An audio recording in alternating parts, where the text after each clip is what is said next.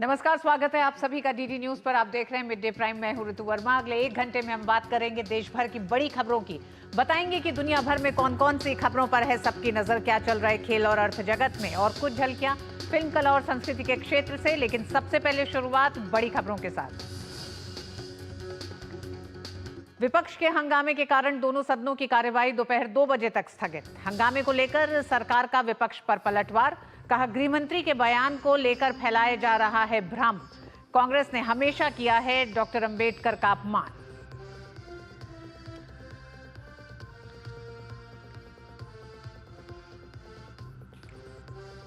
Beijing में भारत चीन विशेष प्रतिनिधि स्तर की वार्ता। एनएसए अजीत डोभाल चीनी समकक्ष और विदेश मंत्री से कर रहे हैं बातचीत।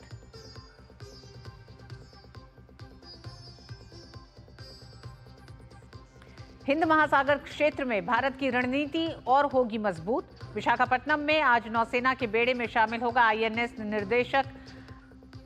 हाइड्रोग्राफिक सर्वे और नेविगेशन का है मास्टर।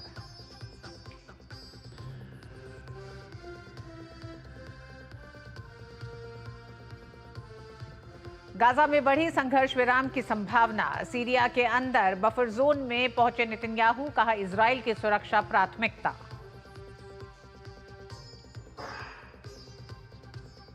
और भारत और ऑस्ट्रेलिया के बीच ब्रिस्बेन टेस्ट ड्रॉ। 5 मैच की सीरीज 1-1 की बराबरी पर। आर अश्विन ने अंतर्राष्ट्रीय क्रिकेट से लिया संन्यास।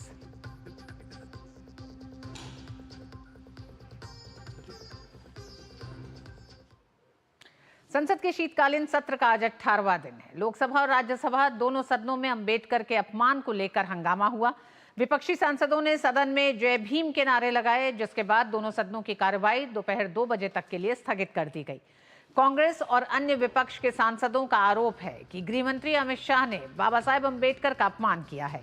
एक दिन पहले कल राज्यसभा में गृहमंत्री अमित शाह संविधान पर चर्चा में जवाब दे रहे थे। इस दौरान उन्होंने कहा था कि अगर वे अंबेडकर का नाम जितनी बार लेते उतनी बार भगवान का नाम लेते तो उन्हें स्वर्ग में जगह मिलती। ये विपक्ष के लिए अमित शाह ने कहा। तो वहीं केंद्रीय मंत्री अर्जुन राम मेघवाल ने लोकसभा में कहा कि कांग्रेस का डॉक्टर अंबेडकर का अपमान करने का इतिहास रहा है और ये ढोंग कर रहे हैं।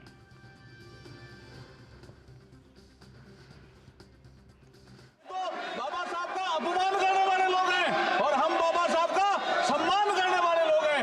जो उस हाउस में, जो राज्यसभा में माननीय गृह मंत्री जी ने जो जवाब दिया था, जो संविधान की 75 साल की यात्रा पर, उस हाउस की बात, और अब ये बाबा साहब के चित्र लेकर के आ रहे हैं और ये बाबा साहब का अपमान करने वाली पार्टी आज मजबूर हुई है, क्योंकि नरेंद्र मोदी जी ने बाबा साहब के 5 तीर्थ स्थान बनाए हैं। बाबा साहब का नाम स्वर्ण अक्षरों में लिखा जाने लगा है, लोग बाबा साहब का नाम लेने लगे हैं। तो मजबूरी में ये बाबा साहब का नाम ले रहे हैं। इनका कोई सम्मान नहीं है बाबा साहब के प्रति। राज्यसभा में सभापति की अनुमति से उठाए जाने वाले मुद्दों के तहत केंद्रीय संसदीय कार्य मंत्री किरण रिजिजू ने कांग्रेस पर आरोप लगाया कि कांग्रेस ने बाबा साहेब का हमेशा अपमान किया है। उन्होंने कहा कि ये मोदी जी की सरकार है जिसने एक बौद्ध को कानून मंत्री बनाया। हमने पंच तीर्थ के तौर पर बाबा साहेब को पूरे देश में सम्मान दिया।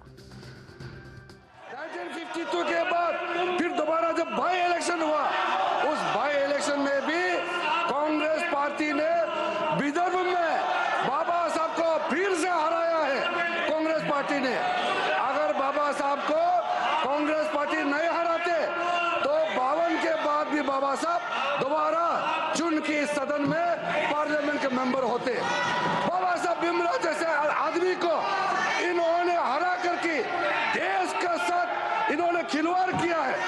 आज बाबा साहब का नाम लेकर के उसके नाम को दुरुपयोग करने का काम किया है।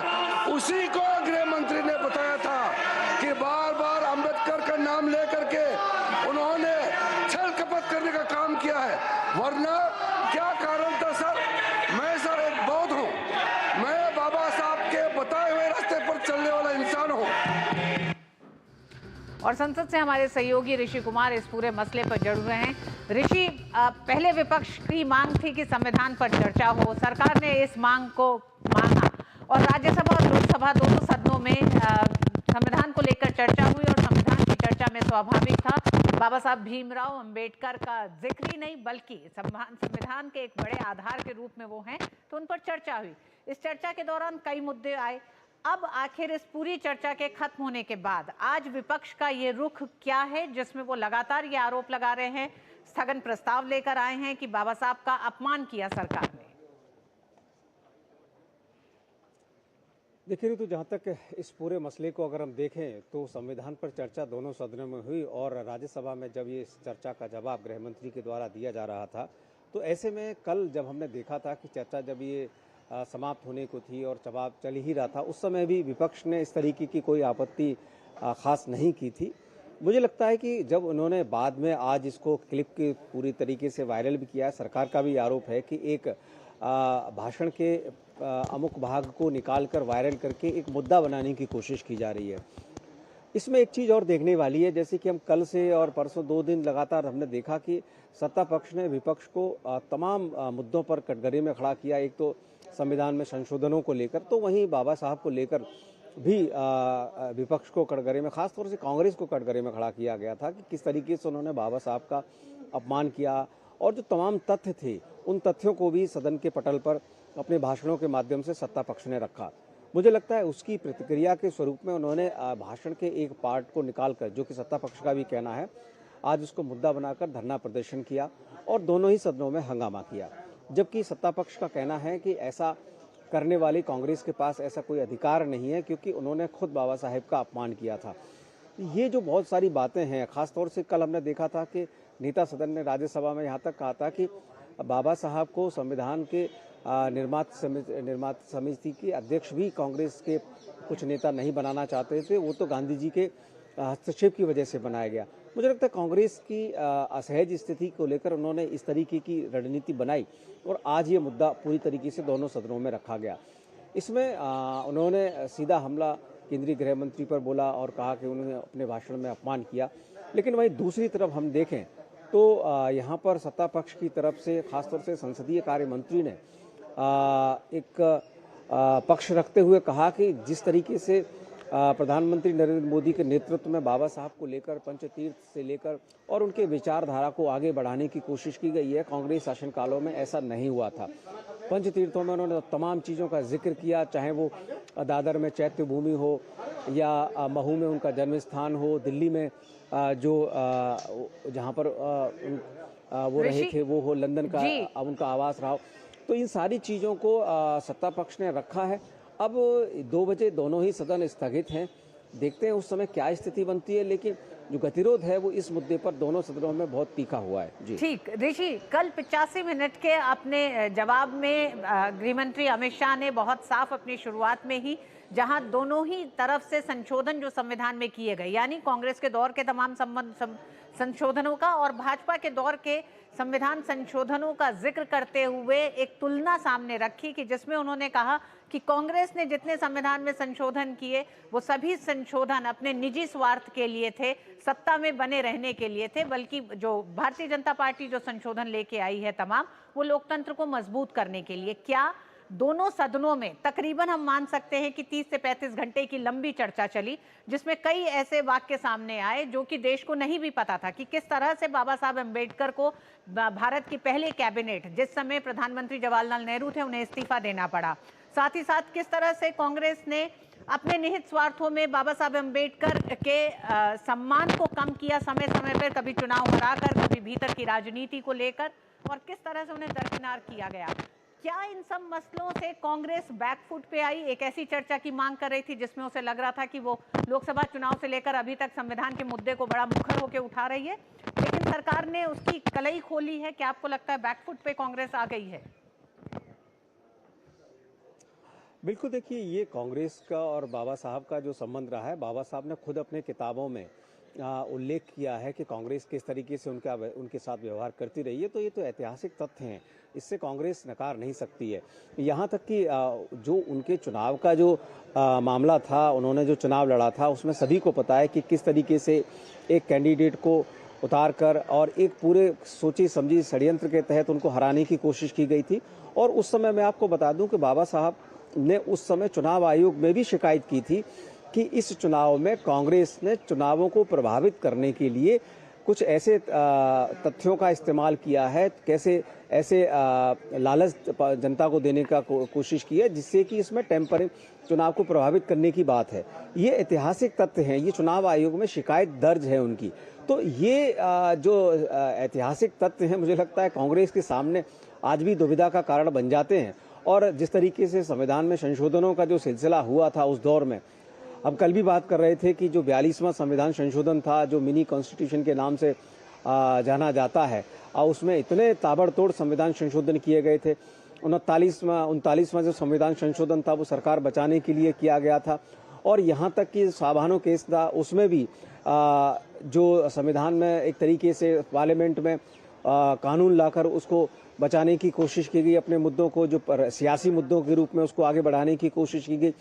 तो ये जो तमाम पहलू हैं, उन पहलुओं को जब बार बार कांग्रेस के सामने रखा जाता है तो कांग्रेस भड़क आती है। तो आज इस पूरे मसले पर मुझे लगता है कि यही एक वजह है कि जो आज वो अपनी एक रणनीति के तहत सदन के दोनों पटल पर आज वो अपना पक्ष रख रहे हैं और हंगामा करने की कोशिश कर रहे हैं। ठीक, ऋषि आप हमारे साथ बने रहिएगा। हम उससे पहले अपने दर्शकों को बता दें, केंद्रीय मंत्री गिरिराज सिंह ने बी.आर. अम्बेडकर को लेकर कांग्रेस पर तीखा हमला किया है। गिरिराज सिंह ने कहा है कि कांग्रेस ने बाबा साहब अम्बेडकर का अपमान करने का काम किया है। किसी ने जलील किया है, मंत्री परिषद से हटना पड़ा अम्बेडकर को नेहरू के कारण। कांग्रेस ने उनको हराया। कांग्रेस ने जघन्य अपराध किया है अम्बेडकर के साथ। और केंद्रीय मंत्री किरण रिजिजू ने बी.आर. अम्बेडकर को लेकर अमित शाह के बयान पर संसद में हंगामे पर कांग्रेस को घेरा है। किरण रिजिजू ने बताया कि हम लोगों ने अमित शाह के पूरे बयान को सुना है। गृह मंत्री ने बहुत साफ शब्दों में बाबा साहेब के प्रति श्रद्धा का भाव व्यक्त किया था। साथ ही उन्होंने बताया कि बाबा साहब के जीते जी कांग्रेस पार्टी ने कैसे उनका अपमान किया है। उनके परिनिर्वाण के इतने दिनों के बाद भी उन्हें भारत रत्न से सम्मानित नहीं किया गया।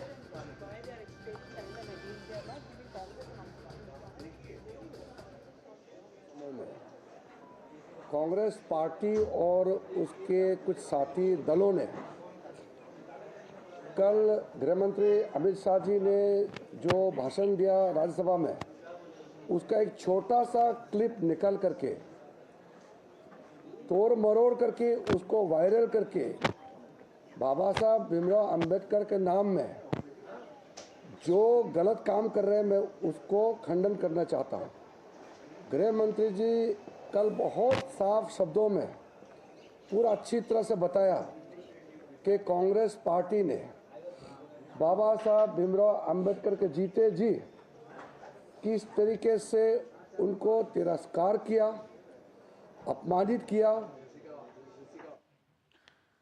और हम एक बार फिर रुक करते अपने साथी संवाददाता ऋषि का। ऋषि, लगातार सरकार विपक्ष पर निशाना अब साध रही है कि किस तरह से विपक्ष देश को भी गुमराह करने की कोशिश कर रहा है, क्योंकि एक ऐसा बयान जो गृह मंत्री ने सदन में दिया है उससे कुछ भी छुपाने या छिपने की जरूरत नहीं है। उसे कोई भी वापस जाके सुन सकता है, आप सुन सकते हैं, मैं सुन सकती हूँ, कोई भी सुन सकता है।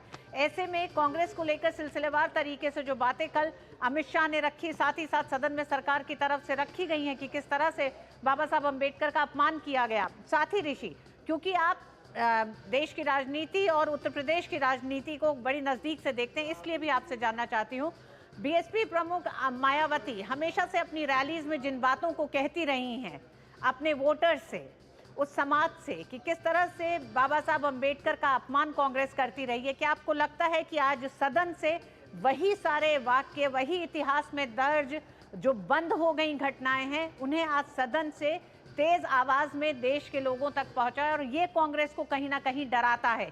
परंपरागत वोट जो है उसके खिसकने का डर आज कांग्रेस में दिखता है। बिल्कुल, देखिए जिस तरीके से आपने जिक्र किया उत्तर प्रदेश की सियासत का और बसपा का उदय ही इसी वजह से हुआ था, क्योंकि कांग्रेस ने जिस तरीके से जो बाबा साहेब की विचारधारा और उनके अनुयायियों के साथ जो व्यवहार किया था और जो राजनीतिक भागीदारी नहीं मिलने दी थी, उसी वजह से बसपा का उदय हुआ था। अगर हम बात करें तो 1984 में जब बसपा आई थी तो उस समय कांग्रेस एक सशक्त पार्टी के तौर पर थी और उसी के खिलाफ बसपा का उदय हुआ था। हमने देखा है कि बसपा ने खुद बीजेपी के साथ मिलकर 3 बार उत्तर प्रदेश में सरकार बनाई।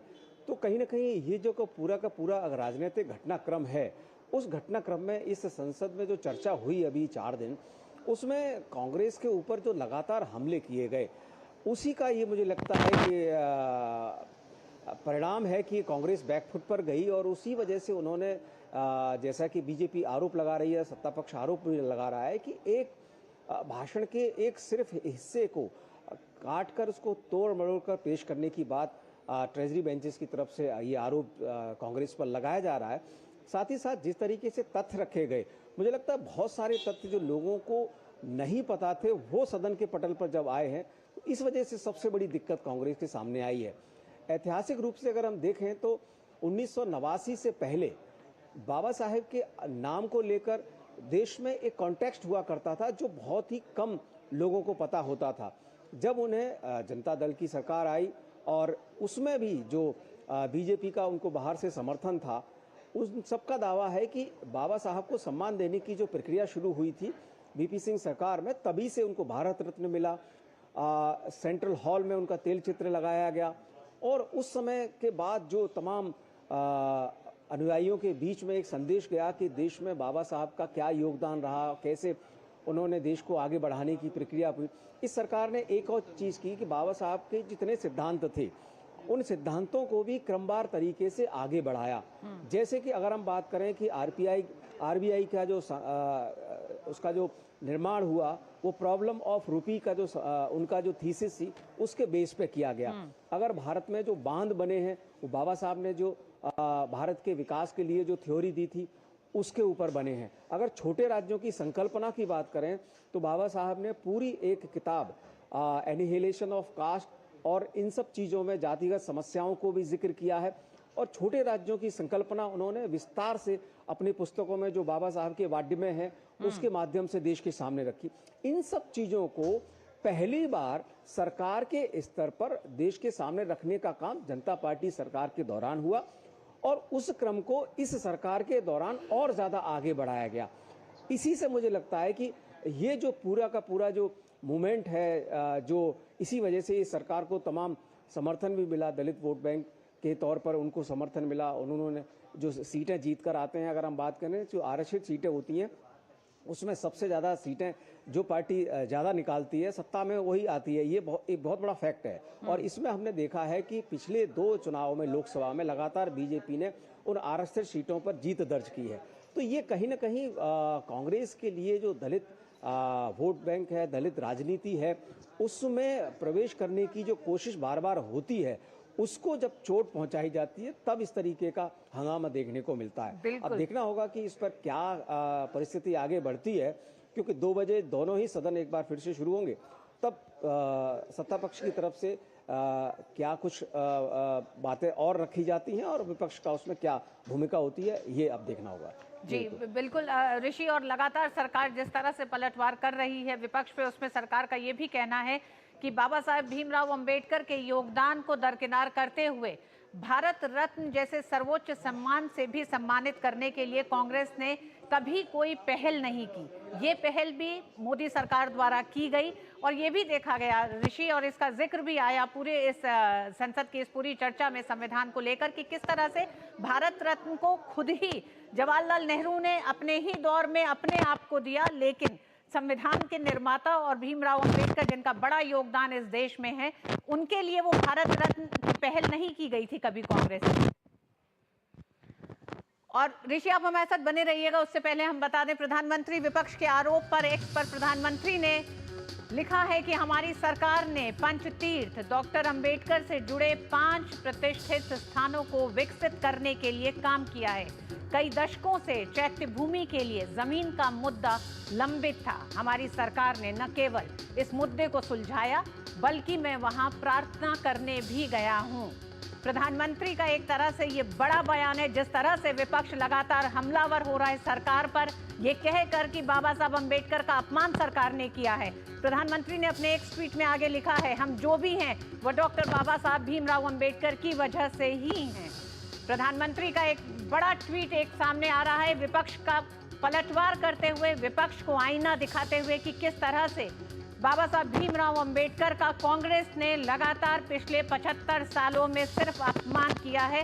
उस पर प्रधानमंत्री ने अपने ट्वीट में लिखा है कि हम जो भी हैं डॉक्टर बाबा साहब अंबेडकर की वजह से ही हैं। If the Congress and its rotten ecosystem think their malicious lies can hide their misdeeds of several years, especially their insult towards Dr. Ambedkar, they are gravely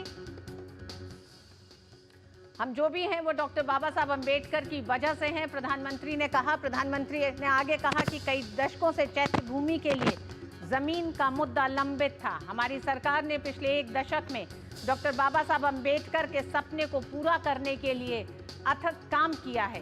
कोई भी हो, 25 करोड़ लोगों को गरीबी से निकालना हो, ST/SC एक्ट को मजबूत करना हो, हमारी सरकार ने हर क्षेत्र में काम किया है। सिलसिलेवार तरीके से प्रधानमंत्री ने अपने ट्वीट में विपक्ष को एक तरह से करारा जवाब दिया है। प्रधानमंत्री ने अपने एक्स के ट्वीट में लिखा है कि अगर कांग्रेस और उसका सड़ा हुआ तंत्र ये सोचता है कि उनके दुर्भावनापूर्ण झूठ, उनके कई वर्षों के कुकृत्यों, खासकर डॉक्टर अंबेडकर के प्रति उनके अपमान को छिपा सकते हैं, तो वे बहुत बड़ी गलतफहमी में है। प्रधानमंत्री का सख्त शब्दों के साथ एक कड़ा जवाब विपक्ष को कि साफ तरीके से प्रधानमंत्री ने, और ये कह सकते हैं कि कठोर शब्दों का इस्तेमाल करते हुए कहा है कि आपकी घृणित राजनीति जो रही है डॉक्टर भीमराव अंबेडकर को लेकर कांग्रेस की, उसका पर्दाफाश हुआ है। जनता आज जानती है कि किस तरह से कांग्रेस ने बाबा साहब भीमराव अंबेडकर का लगातार अपमान किया है। और प्रधानमंत्री ने अपनी पोस्ट में साफ लिखा है कि हमारी सरकार ने पंचतीर्थ डॉक्टर अंबेडकर से जुड़े 5 प्रतिष्ठित, अच्छा शैलेंद्र हमारे साथ जुड़ गए हैं, साथ ही हमारे साथ ऋषि भी बने हुए हैं। शैलेंद्र, प्रधानमंत्री ने एक तरह से सख्त शब्दों में विपक्ष को अब पलटवार किया है। अभी तक तो एक तरह से किरण रिजिजू इसका जवाब दे रहे थे जो आरोप विपक्ष लगा रहा है, लेकिन अब प्रधानमंत्री खुल के सामने आए हैं। 2 दिन की चर्चा में सदन में खुलकर बोलने के बाद प्रधानमंत्री ने ये सख्त एक तरह से टिप्पणी अब विपक्ष के लिए की है। बिल्कुल ऋतु, प्रधानमंत्री नरेंद्र मोदी ने एक के बाद एक कई सोशल मीडिया पोस्ट के जरिए करारा जवाब दिया है कि कांग्रेस और उनका जो सिस्टम है उसने किस तरह से बाबा साहब भीमराव अंबेडकर और SC/ST कम्युनिटी का अपमान किया था। और उसका उदाहरण दिया है कि एक नहीं 2 बार कांग्रेस पार्टी ने बाबा साहब भीमराव अंबेडकर को चुनाव में हराने के लिए पूरी कोशिश की। किस तरह से कांग्रेस पार्टी के समय में भारत रत्न बाबा साहब अंबेडकर को नहीं दिया गया, और यहाँ तक कि संसद भवन में जब प्रोटेक्ट लगने की बात थी, तस्वीर लगने की बात थी, वो भी कांग्रेस के समय में हम जानते हैं कि उसमें देरी की गई। भारत रत्न हम सब जानते हैं कि तब बाबा साहब को दिया गया था जब बीजेपी के समर्थन वाली मोर्चा की सरकार आई थी। उससे पहले कांग्रेस की सरकारों ने भारत रत्न पर विचार नहीं किया। तो इस तरह से तमाम जो आरोप एक तरह से कांग्रेस पर लगते रहे हैं, प्रधानमंत्री नरेंद्र मोदी ने आज उनको सिलसिलेवार तरीके से किस तरह से बाबा साहब अम्बेडकर की लेगेसी को भुलाने का काम और SC/ST समुदाय को के विकास में कोई उल्लेखनीय काम कांग्रेस पार्टी द्वारा नहीं किए जाने का एक तरह से जिक्र करते हुए सिलसिलेवार तरीके से कांग्रेस पार्टी पर निशाना साधा। और साथ ही साथ PM मोदी ने बताया है कि किस तरह से 25 करोड़ गरीबों को गरीबी रेखा से ऊपर लाया गया है, जिसमें बड़ी संख्या में SC/ST समुदाय से लोग हैं। चाहे जल जीवन मिशन हो, स्वच्छता मिशन हो, मोदी सरकार की तमाम कल्याणकारी योजनाएं हैं, उनके जरिए SC/ST समुदाय को जो फायदा हुआ है उसका भी एक तरह से जिक्र प्रधानमंत्री नरेंद्र मोदी ने किया है। तो एक तरफ करारा पलटवार कांग्रेस पार्टी पर की कांग्रेस पार्टी के चाहे पंडित जवाहरलाल नेहरू रहे हो या कांग्रेस पार्टी का जो एक पूरा सिस्टम है, उन्होंने बार बार बाबा साहब का अपमान किया, SC/ST कम्युनिटी के विकास के लिए कुछ नहीं किया। बने हुए हैं ऋषि, प्रधानमंत्री ने खुद मोर्चा संभाला है। जिस तरह से प्रधानमंत्री ने कहा कि कांग्रेस का सड़ा हुआ इकोसिस्टम एक लंबे समय से, दशकों से बाबा साहब का अपमान करता रहा है, अब वो जारी नहीं रह सकता। और जिस तरह से विपक्ष ने अपना एक तरह से डिफेंसिव मोड में आके विपक्ष ने जो आरोप लगाया है, बैकफुट पे विपक्ष दिखाई देता है, लेकिन गंभीर आरोप लगाया, उसका पलटवार प्रधानमंत्री ने सख्त शब्दों के साथ किया है। बिल्कुल, देखिए प्रधानमंत्री के इस संदेश के माध्यम से उन्होंने पूरे देश के सामने सरकार का पक्ष रखा है, साथ ही साथ उन्होंने एक तथ्य को भी सामने रखा है कि किस तरीके से कांग्रेस की जो अब तक सियासत रही है उसमें लंबे समय तक उन्होंने बाबा साहब को सिलसिलेवार तरीके से भुलाए जाने की प्रक्रिया को जारी रखा। उसी प्रक्रिया पर उन्होंने कुठाराघात किया है। जैसे कि आपने भी कहा, सख्त शब्दों में उन्होंने विपक्ष पर हमला बोला है।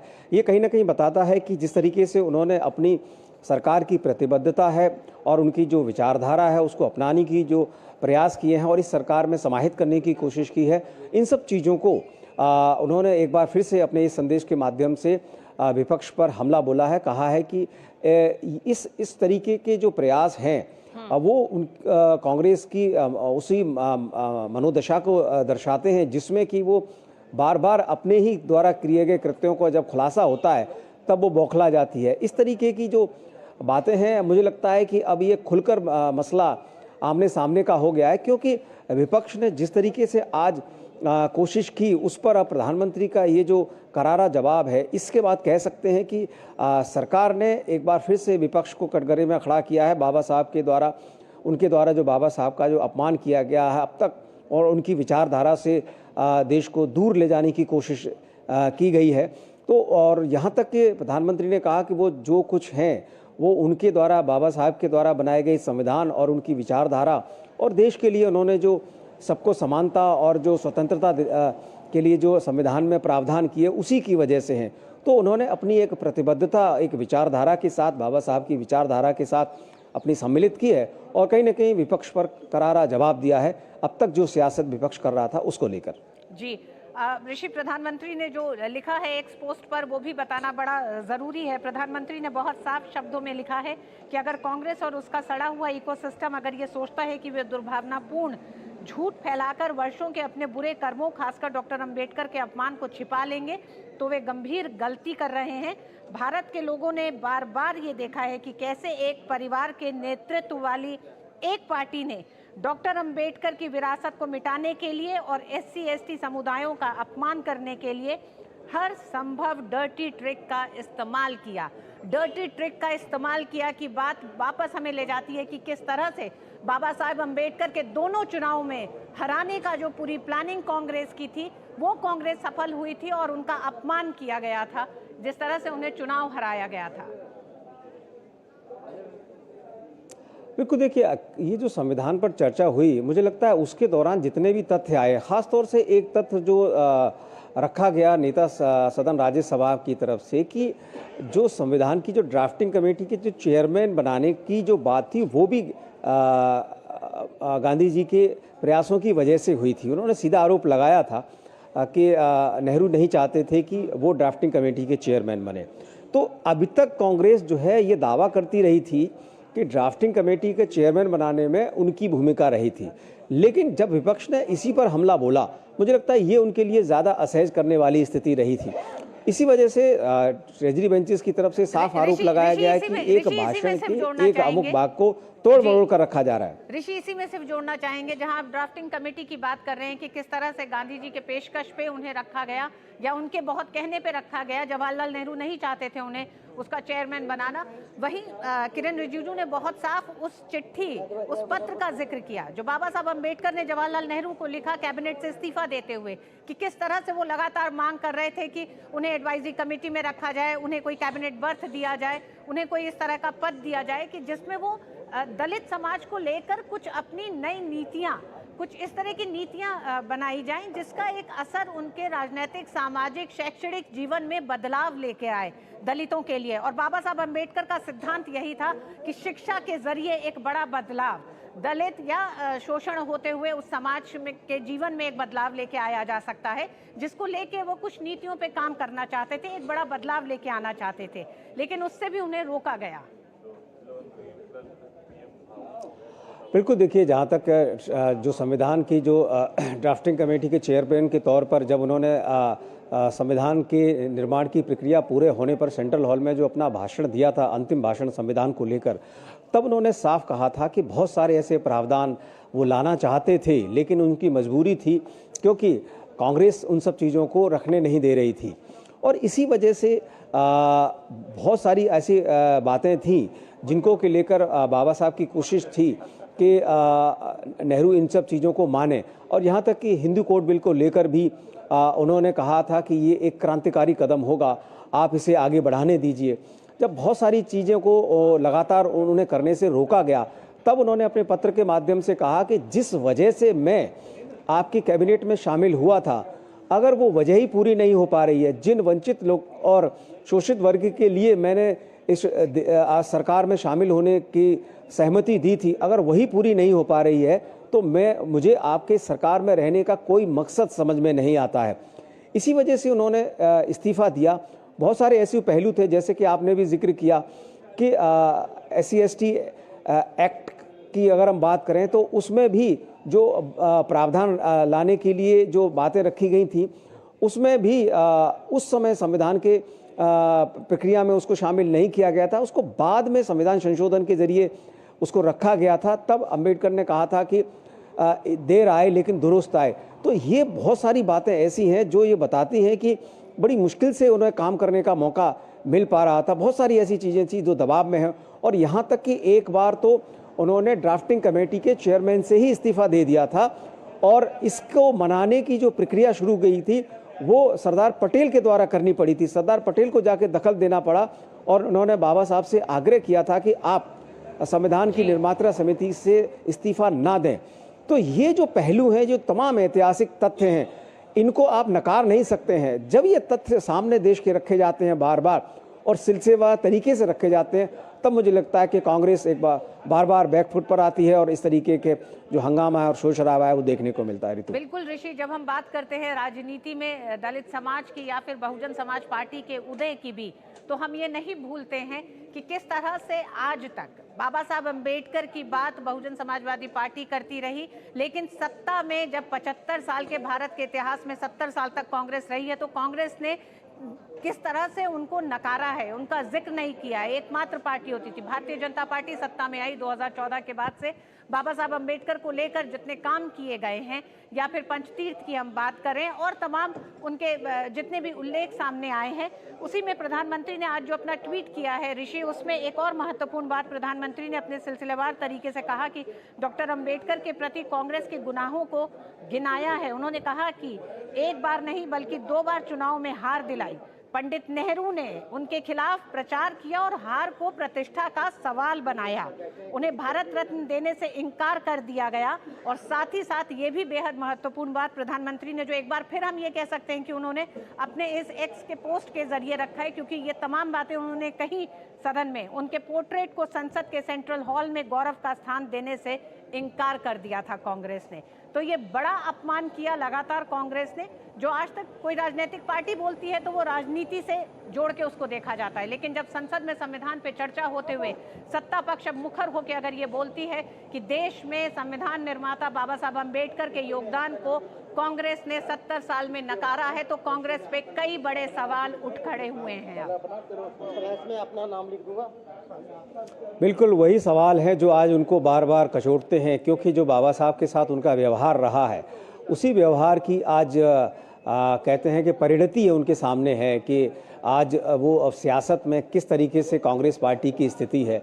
और मुझे लगता है कि इसी को बार बार समेटने की कोशिश कांग्रेस करती रही है, क्योंकि लंबे समय से जो तमाम दलित वर्ग का जो वोट है वो उनको नहीं मिला है। ख़ास तौर से उत्तर प्रदेश की सियासत में देखें तो उनकी जो हाशिए पर जाने की वजह भी रही है कि जो एक बड़ा वर्ग है जो बाबा साहब का अनुयायी है, उसके सामने ये खुला प्रश्न था कि उनको अपमानित करने वाली पार्टी के साथ वो कैसे जाएं, कब तक जाएं और कब तक उनसे उम्मीद करें।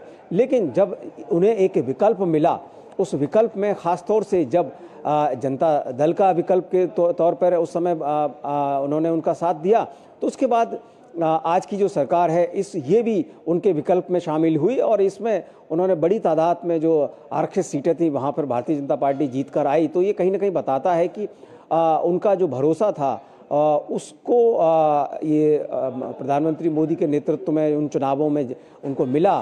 तो इसी वजह से कांग्रेस एक बार फिर से किसी एक भाषण के किसी एक हिस्से को सिर्फ और सिर्फ उसको एक मुद्दा बनाकर सदन में हंगामा कर रही है। लेकिन आप तथ्यों के साथ कभी भी बदलाव नहीं ला सकते, यही तथ्यों की खूबसूरती होती है और यही आपकी चुनौती भी होती है। आज तमाम ये जो तथ्य हैं जब सदन के पटल पर रखे गए और सिलसिलेवार तरीके से रखे गए, हमने देखा कि एक तरफ लोकसभा में उन पर हमला बोला गया तो राज्यसभा में भी उन पर करारा हमला बोला गया, नेता सदन के द्वारा, वित्त मंत्री के द्वारा, और खुद वहां पर गृह मंत्री ने जब हमला बोला।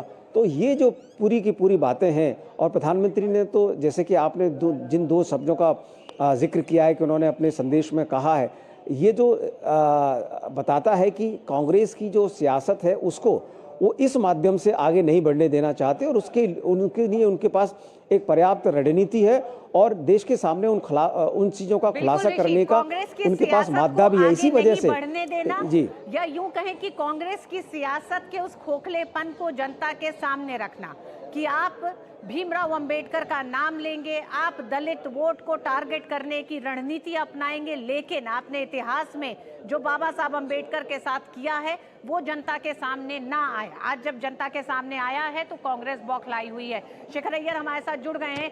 शेखर साहब, अभी ऋषि ने कहा कि ऐतिहासिक घटनाओं की खूबसूरती भी है और उनकी चुनौती भी यह है कि उनको झुठलाया नहीं जा सकता।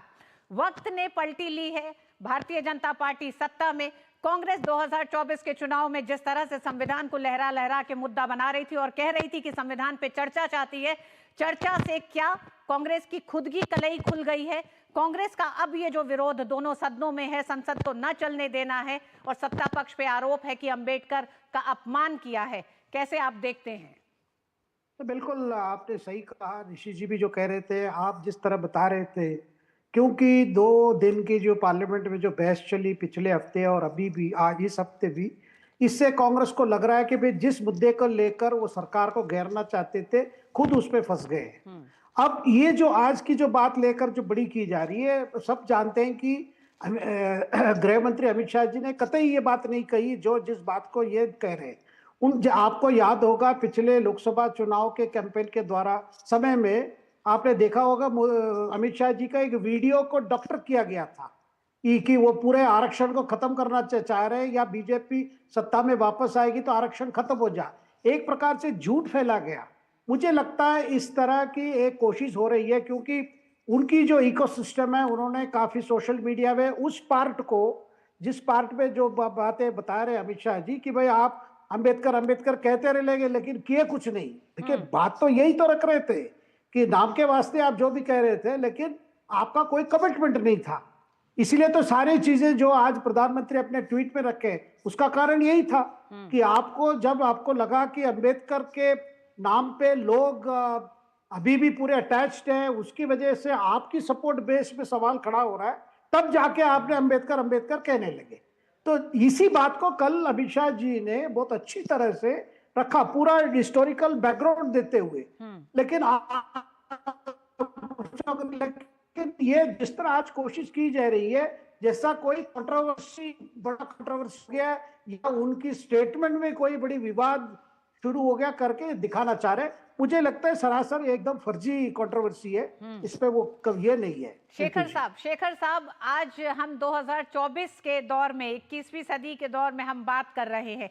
ऐसे में क्या आपको ये लगता है कि एक समय था जब परंपरागत वोट बैंक दलितों का खासकर, या अनुसूचित जनजाति और अनुसूचित जाति के वोट बैंक को एक कांग्रेस अपना परंपरागत वोट बैंक मांगती थी। अगर पिछले 30 साल का राजनीतिक इतिहास हम देखें तो ये एक तेजी से बदला है, और पिछले 10 साल में देश में एक बड़ा बदलाव देखा गया है। उस बदलाव में 2 बातें सबसे बड़ी, मौजूदा मोदी सरकार ने इन हाशिए पे या फिर इस वर्ग के साथ राजनीतिक सामाजिक एक भागीदारी को बढ़ाया है, यानी कि तमाम जो जन कल्याणकारी योजनाएं हैं उनके केंद्र में इस समुदाय को रखकर उस तक लाभ पहुंचाने का काम किया है। तो एक ये जो एक तरह से कहा जाता है कि कल्याणकारी योजनाओं के लाभ का जो वर्ग है वो बढ़ा है, वो मुख्य रूप से ये है। साथ ही साथ भीमराव अंबेडकर को लेकर जो कांग्रेस के कृत रहे हैं वो आज सदन में रखने से अब सूचना क्रांति के तहत अब सबको ये समझ में आता है, आज पता चलेगा कि बाबा साहब अंबेडकर के साथ आखिर कांग्रेस ने किया क्या है।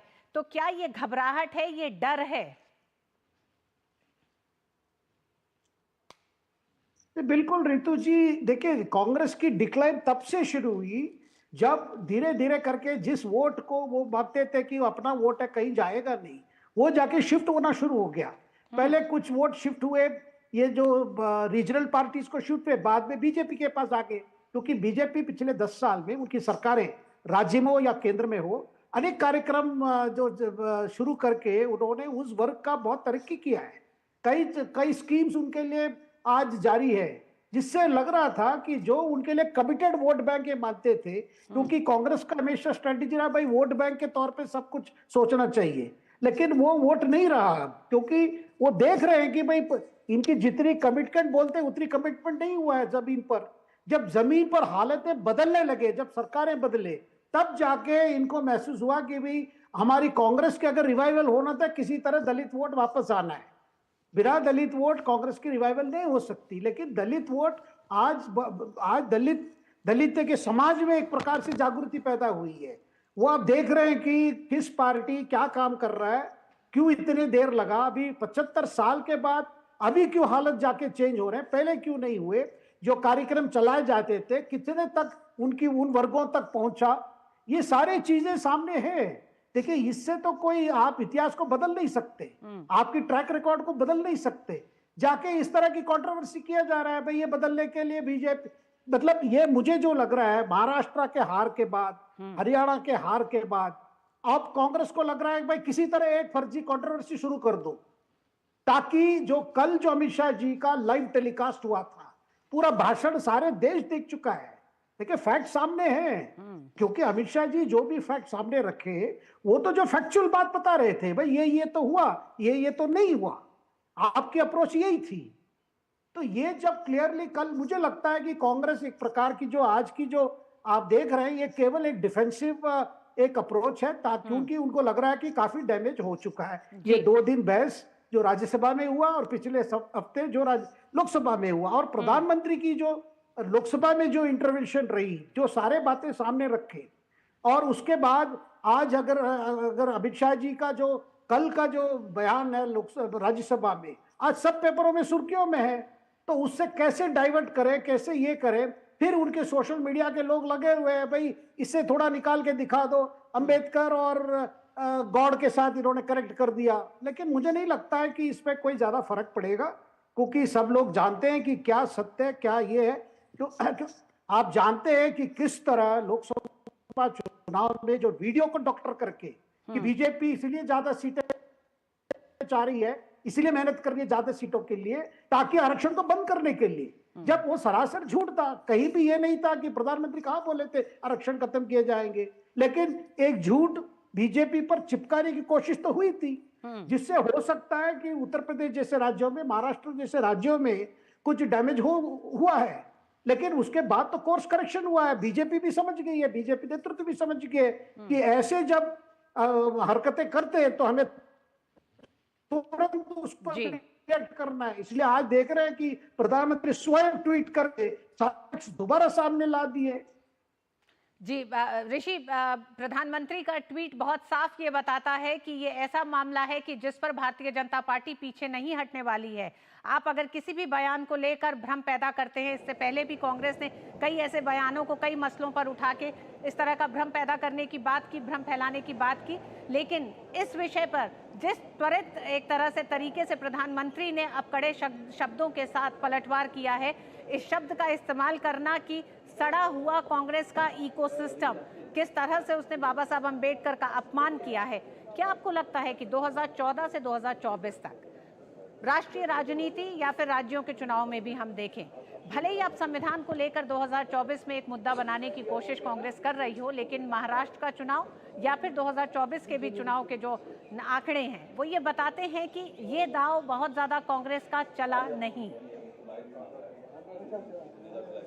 बिल्कुल, देखिए ऋतु, जहाँ तक सड़ा हुआ तंत्र जो शब्द प्रयोग किया है प्रधानमंत्री ने, इससे कांग्रेस के ऊपर एक करारा हमला बोला गया है, क्योंकि इस पूरी की पूरी प्रक्रिया में, जैसे कि शेखर जी भी बता रहे हैं कि दोनों ही सदनों में जब ये चर्चा हुई और पूरा का पूरा मुद्दा उनके ऊपर ही आके सिर पड़ गया और जो बाबा साहब के साथ व्यवहार, जो तथ्य हैं वो रखे गए, तो मुझे लगता है कांग्रेस के सामने सिवाय इससे कि कोई रास्ता निकाला जाए, कैसे बच के निकलें, वही एक रास्ता निकालने की कोशिश है। जबकि गृहमंत्री ने तो ये कांग्रेस के ऊपर व्यंग रखा था कि आप बार बार सिर्फ नाम लेते हैं, अगर इस नाम को न लेकर कुछ और करते तो आपका कल्याण होता। तो ये एक व्यंग के तौर पर उनके ऊपर रखा था, उन्होंने उसी व्यंग को उनके ऊपर लागू करने की कोशिश की है। शेखर जी जिस बयान की बात कर रहे हैं आरक्षण से संबंधित, वो बयान में ऋतु आपको बताऊं कि उस समय भी प्रधानमंत्री सदन में इस बात का जिक्र कर रहे थे आरक्षण को लेकर कि किस तरीके से नेहरू का बयान था आरक्षण को लेकर कि मैं आरक्षण लागू नहीं होने दूंगा। इस तरीके का जो बात है वो नेहरू को कोट करते हुए जब उन्होंने रखी, उसी बयान का जो हम किसी को कोट करते हैं और उसके आगे पीछे की लाइनों को हटाकर सिर्फ कोटेशन को करते हैं, आगे बढ़ाते हैं, तो वो एक भ्रम फैलाने का बड़ा साधन बनता है। और उस साधन को लोकसभा चुनाव में कोशिश की गई संविधान के ऊपर हमला के रूप में, आरक्षण खत्म करने के रूप में, और जिस तरीके से शेखर जी भी कह रहे हैं कि कुछ हद तक उन्हें सफलता भी मिली, इसी वजह से उनकी कुछ सीटें भी बढ़ी। लेकिन अब जब 2 चुनाव सामने हो चुके हैं, जनता के सामने सही चीज़ें आ चुकी हैं, उसके बाद फिर से उस वोट बैंक में इस चर्चा के माध्यम से एक खलबली उन्हें लगता है कि कहीं फिर से ये चीज़ हम करने में असफल ना हो जाएं, तो वो चीज़ उसको एक जैसे कहते हैं डैमेज कंट्रोल करने की कोशिश की जा रही है। इस चर्चा के 4 दिनों के पूरे जो दौरान जो बातें हुई हैं उसको, और 2 राज्यों के चुनाव भी हमें बता रहे हैं परिणाम कि किस तरीके से कांग्रेस वहाँ पर असफल रही है। महाराष्ट्र में दलित वर्ग की सियासत में एक बड़ी भूमिका है, और उस भूमिका में अगर वो असफल रहती है तो कहीं ना कहीं कांग्रेस के लिए चिंता का सबब तो है ही कि हमने ये सीटें ज़रूर कुछ बढ़ा ली हैं, लेकिन अब तो फिर से हम बैक टू स्क्वायर उसी पोजीशन पे आ गए हैं। तो ये जो पूरी की पूरी पोजीशनिंग को रिवाइव करने की कोशिश है, मुझे लगता है उसी का एक पार्ट है। 2 बजे की परिस्थिति के बाद देखते हैं कि क्या कुछ और आगे बढ़ता है। जी हाँ, 15 मिनट बाकी है। 2 बजे एक बार फिर दोनों सदनों की कार्रवाई शुरू होगी, 2 बजे तक के लिए स्थगित है। शेखर साहब, क्या आप मानते हैं भारतीय राजनीति आज के दौर में एक ऐसे पड़ाव पर है जहां कम शब्दों में लुकी छुपी बातें नहीं हो रही, बहुत साफ एक तरह से दलित समाज को लेकर अगर सरकार ने कुछ काम किया है तो सरकार उन कामों को बता रही है, और साथ ही विपक्ष ने अगर लगातार एक लंबे समय से इस वर्ग का सिर्फ राजनीतिक इस्तेमाल किया है और उनके जीवन को बदलने के लिए कुछ काम नहीं किए गए हैं, तो उसका जिक्र भी आज बहुत साफ हो रहा है। तो एक साफ लाइन खिंची हुई सामने दिखाई देती है आज जब आप दलित राजनीति की बात करते हैं और राजनीतिक पार्टियों के दलित वोट बैंक की राजनीति की बात करते हैं। देखिए ऋतु जी, दलित और वोट बैंक नहीं रहा है। देखिए वोट बैंक का समय गुजर चुका है। शेखर साहब, बस 2 मिनट के लिए आपको रोकना चाहूंगी। एक बार दर्शकों को वो बयान भी हम सुना दें जो अमित शाह ने कल राज्यसभा में संविधान पर चर्चा के दौरान दिया, जिस बयान पर विपक्ष इतना हंगामा कर रहा है। असल में वो पूरा बयान है क्या, आइए सुनते हैं। तो साच अर्थ में अंबेडकर जी के प्रति आपका भाव क्या है, ये मैं बताता। मान्यवर, अंबेडकर जी को देश की पहली कैबिनेट से इस्तीफा क्यों दे दिया? अंबेडकर जी ने कई बार कहा कि अनुसूचित जातियों और जनजातियों से हुए व्यवहार से मैं असंतुष्ट हूं, सरकार की विदेश नीति से मैं असहमत हूं और आर्टिकल 370 से मैं असहमत हूं। इसलिए वो छोड़ना चाहते थे, उनको आश्वासन दिया गया, आश्वासन पूरा नहीं हुआ, उन्होंने इग्नोरेंस के चलते इस्तीफा दे दिया। और एक श्री BC रॉय ने पत्र लिखा कि अंबेडकर और राजा जी जैसे 2 महानुभाव मंत्रिमंडल छोड़ेंगे तो क्या होगा। तो नेहरू जी ने उनको जवाब में लिखा है, राजा जी के जाने से तो थोड़ा बहुत नुकसान होगा, अंबेडकर के जाने से मंत्रिमंडल कमजोर नहीं होता है। मान्यवर, ये विचार जो खड़गे जी कह रहे हैं ना, क्या आपत्ति है?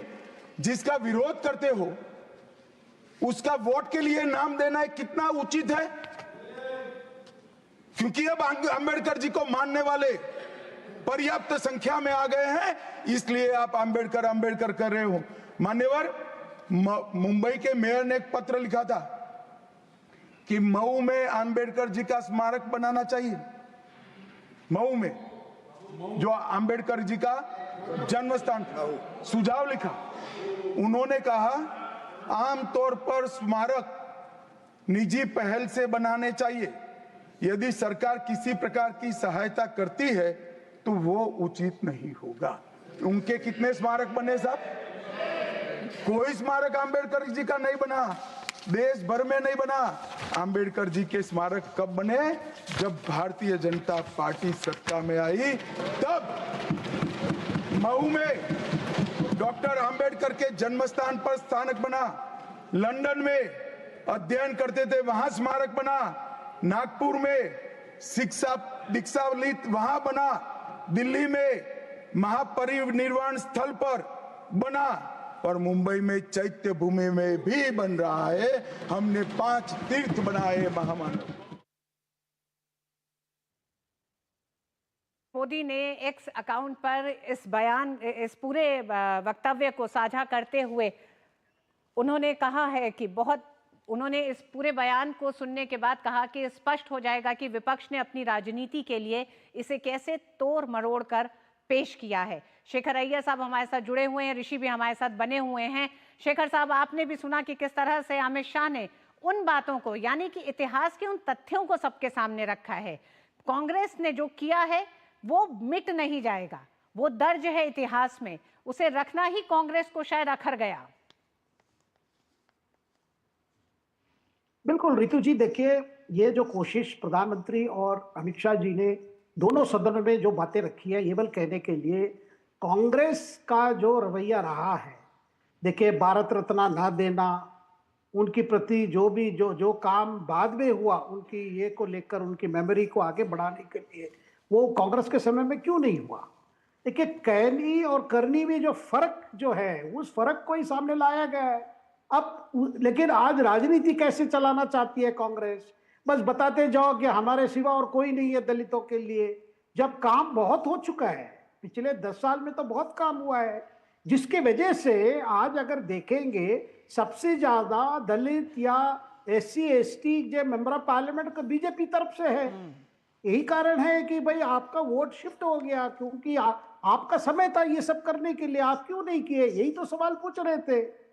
और इस सवाल में देखिए कांग्रेस को कष्ट लग रहा है। कष्ट इसीलिए भी लग रहा है क्योंकि जो मतदाता भी समझ गए कि कांग्रेस की रणनीति क्या है, कांग्रेस की अप्रोच क्या है। आज जो कांग्रेस की नेतृत्व सोच रही है कि भाई इस तरह आप बातें रखते जाओ, आरोप लगाते जाओ, कहीं तो कब तक तो छिप जाएगा और इनके लिए दिक्कत होगी, लेकिन ऐसा नहीं हो रहा है। इसीलिए तो परेशानी है। देखिए आज विपक्ष की ज्यादा मैं कहूँगा कांग्रेस पार्टी की जो समस्या है वो बहुत बड़ा समस्या है, क्योंकि जितना समय उनके पास था जब सत्ता में थे, बहुत कुछ कर सकते थे, नहीं किए, इनको क्यों छोड़ दिए काम, यही तो सवाल है, यही तो बात पूछी जा रही है। और हर चुनाव में अगर आप देख रहे हैं कि जो कमजोर वर्ग है वो अगर बीजेपी के प्रति ज्यादा समर्थन दे रहे हैं, इसका कारण यही है।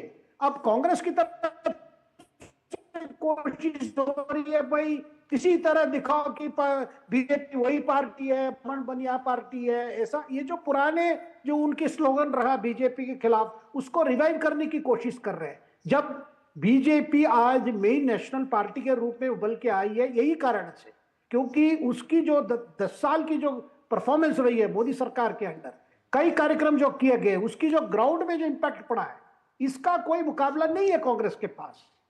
रितु जी ऋषि, अमित शाह ने अपने पूरे बयान में कांग्रेस को एक्सपोज किया। कल जिस तरह से उन्होंने सिलसिलेवार तरीके से बातों को रखा, क्या लगता है कि कांग्रेस के लिए आज कांग्रेस के पास कोई जवाब नहीं है? तो जवाब नहीं है तो जनता के सामने किस तरह से जाए? तो सदन में ये विरोध करते हुए तख्ती लेकर और तस्वीर लेकर बाबा साहब अम्बेडकर की तस्वीरों में ये दिखेगा कि वो बाबा साहब की आवाज को बुलंद कर रहे हैं। आप ऋषि, आप अपना जवाब दें, उससे पहले एक खबर हम दे दें। जी ऋषि, एक मिनट। नरेंद्र मोदी जब 1986 में भाजपा में शामिल हुए, तब से उनकी शुरुआती पहलों में से एक डॉक्टर BR अम्बेडकर की विरासत का सम्मान करना था, और अम्बेडकर एक मिशन जिसे उन्होंने तब से जारी रखा है। ये बहुत पहले ही की बात है जब डॉक्टर अम्बेडकर का नाम कुछ राजनीतिक संस्थाओं द्वारा अपने संकीर्ण राजनीतिक लाभ के लिए लिया गया था। PM मोदी के लिए अम्बेडकर के मूल्यों के प्रति श्रद्धा और विश्वास हमेशा एक आजीवन प्रतिबद्धता रही है, न कि राजनीतिक सुविधा का मामला। जी ऋषि, प्रधानमंत्री के लिए राजनीतिक सुविधा का मामला नहीं है भीमराव अंबेडकर के प्रति अपना सम्मान दिखाना। बिल्कुल, देखिए जैसे कि जिस घटना का आपने जिक्र किया कि प्रधानमंत्री ने अपनी सियासत की शुरुआत से ही किस तरीके से अपने मूल्यों में बाबा साहेब के विचारों को समाहित करने की कोशिश की और उनको एक अपना आदर्श माना। साथ ही साथ जब वो सरकार में रहे गुजरात में, अगर हम देखें तो गुजरात में जो संविधान यात्रा की जो शुरुआत की गई थी, पूरे गुजरात के अंदर वो उस यात्रा को घुमाया गया था और उसमें बाबा साहब के विचारों को रखा गया, उनकी विचारधारा को रखा गया और संविधान के प्रति जागरूकता को रखा गया। अब जबकि हम कहते हैं कि जब संविधान दिवस मनाया गया तब भी उन्होंने संविधान को माथे से लगाकर संविधान के प्रति अपनी प्रतिबद्धता दिखाई और अब इस सरकार के जो तमाम कामकाज हैं पंचतीर्थ के तौर पर निश्चित तौर से उन्होंने जो बाबा साहब के जो तमाम ऐतिहासिक स्थल हैं, जो उनके अनुयायी जिन जगहों से प्यार करते हैं, उनको जब राष्ट्रीय सम्मान मिला तो मुझे लगता है कांग्रेस के लिए बड़ी चुनौतियां सामने आ गई और इन्हीं चुनौतियों को जूझते जूझते अब कांग्रेस इस स्तर पर है कि वो बार बार ये कोशिश करती है, ये खोजने की कोशिश करती है कि ऐसी क्या चीज़ उन्हें हासिल हो जाए जिससे कि वो किसी भी तरीके से दलित वर्ग में अपनी मान और सम्मान को बढ़ा सके। लेकिन ये जो हमला जिस तरीके से प्रधानमंत्री ने कांग्रेस पर बोला है, मुझे लगता है कि वो सीधे सीधे तौर पर आक्रामक मूड में है और कांग्रेस को कहीं से भी लिवरेज लेने की कोशिश नहीं देने वाले हैं। इसका मुझे लगता है कि हाउस में भी मुझे इसके स्वरूप में दिखता है कि वहाँ पर भी कुछ न कुछ ऐसा होगा जिससे कि एक बार फिर से कांग्रेस पर हमला बोला जाएगा। ये जो पूरी की पूरी परिस्थिति है आज की, वो कांग्रेस के लिए बेहद चुनौतीपूर्ण हो सकती है, देखते हैं। लेकिन 2 बजे, बार बार मैं जैसे कह रहा हूँ, 2 बजे के बाद ही आगे की स्थिति का हम आकलन कर पाएंगे। ऋतु। शेखर साहब, हमने देखा है कि कांग्रेस कई मसलों पर भ्रम की स्थिति फैलाने की जनता के बीच में कोशिश करती रही है। ये उनका एक राजनीति करने की एक रणनीति, एक तरीका है। इसको आप रफाल में अगर बात करें उसमें भी हम देख सकते हैं, आरक्षण को लेकर कई ऐसे बयान आए कांग्रेस के जिसमें यह कहा गया कि भ्रम फैलाने की एक कोशिश। लेकिन जब संविधान को लेकर और बाबा साहब अम्बेडकर को लेकर कांग्रेस ने यह कोशिश की, तो क्या आपको लगता है कि प्रधानमंत्री नरेंद्र मोदी का गुस्सा बहुत साफ आज उनके दोनों ही एक्स पोस्ट पे जो उन्होंने लिखा उसमें दिखाई देता है? एक तरफ अमित शाह का सख्त बयान कल का राज्यसभा का, और अब ताजा जिस तरह से प्रधानमंत्री ने अपना गुस्सा और कुछ सख्त टिप्पणियां, सख्त शब्दों का इस्तेमाल किया है उन्होंने कांग्रेस के लिए। बिल्कुल रितु जी, ये जो कोशिश हो रही है कांग्रेस की तरफ से, ये डिबेट के जो असर पड़ा है, पब्लिक ने देख लिया डिबेट में। कांग्रेस इतनी कॉन्स्टिट्यूशन के नाम लेते फिर मतलब जो दिखाना चाहती थी, लेकिन पूरा उल्टा पड़ गया है। सेल्फ गोल काफी मार चुके हैं। अब इनकी जो कोशिश, बड़ी कोशिश हमेशा रही है, भाई किसी तरह दिखाओ कि बीजेपी दलित विरोधी है, दलित के लिए काम नहीं करती है। ये जो कोशिश, जो वो कोशिश नाकाम हो गया है। और ये इस तरह की जो हटकंडे कर रहे हैं कि भाई कभी आप वीडियो चला दो, कभी एक बात को तोड़ मोड़ करके कंट्रोवर्सी करो, उस पर पीएम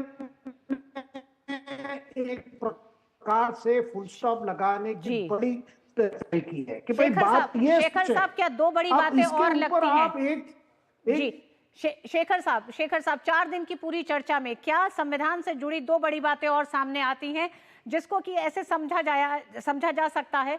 बाबा साहब भीमराव अंबेडकर के नेतृत्व में संविधान सभा का गठन और फिर एक संविधान का निर्माण किया गया। ऐसे में संविधान में उन 22 चित्रों को जिनको शामिल किया गया, उनकी अनदेखी, उनके साथ उनकी अवहेलना की गई। साथ ही साथ संविधान की आत्मा यानी कि प्रिएम्बल में जो बड़े बदलाव कांग्रेस ने किए, तो सिलसिलेवार तरीके से पहले संविधान का अपमान कांग्रेस ने किया, उसे अपनी निजी संपत्ति समझा, और फिर संविधान का गठन, निर्माण जिनके नेतृत्व में हुआ, उनका सिलसिलेवार तरीके से अपमान किया। यानी कि बाबा साहब भीमराव अंबेडकर का एक इस्तेमाल किया गया और फिर उनके नाम पर 70 साल से एक राजनीति को लगातार चलाती आई है कांग्रेस, जिसका आज काला सच या कहें या उससे जुड़े तमाम जो काले अध्याय हैं वो सरकार ने खोल के सामने रख दिए देश के। बिल्कुल रितु जी, देखिए कांग्रेस ने अंबेडकर हो या सरदार पटेल हो, किसी नेता पर फोकस नहीं चाहती थी, ये सच बात है। वो हमेशा फोकस अपने ऊपर, अपने परिवार के ऊपर, अपने जो पहली परिवार है कांग्रेस में, गांधी परिवार, नेहरू गांधी परिवार पे फोकस रखने के कारण ही यह हालत पर कांग्रेस आज पहुंची है। अब कोशिश वो सोचती थी क्योंकि अभी 75 साल का संविधान का 75 साल का ये चल रहा है, तो इसमें हम थोड़ा एक बार दोबारा कोशिश करें। लेकिन कई जो फैक्ट्स है, हिस्टोरिकल फैक्ट्स, जिस फैक्ट्स को प्रधानमंत्री ने सदन में रखा और कल गृह मंत्री ने रखा, उसके बाद कांग्रेस के पास कोई और चारा नहीं था, कोई बताने की कोई नहीं, कुछ नहीं है। देखिए आपने क्या किया अंबेडकर जी के साथ, आपने उस विरासत को लेकर क्या किया। केवल गांधी परिवार, गांधी डायनेस्टी, परिवारवाद जो राजनीति में ये है, इसीलिए तो जो प्रधानमंत्री की जो लास्ट में जो 11 संकल्प है, वो संकल्प भी तो बड़ा इनके लिए, कांग्रेस के लिए बड़ा दिक्कत है।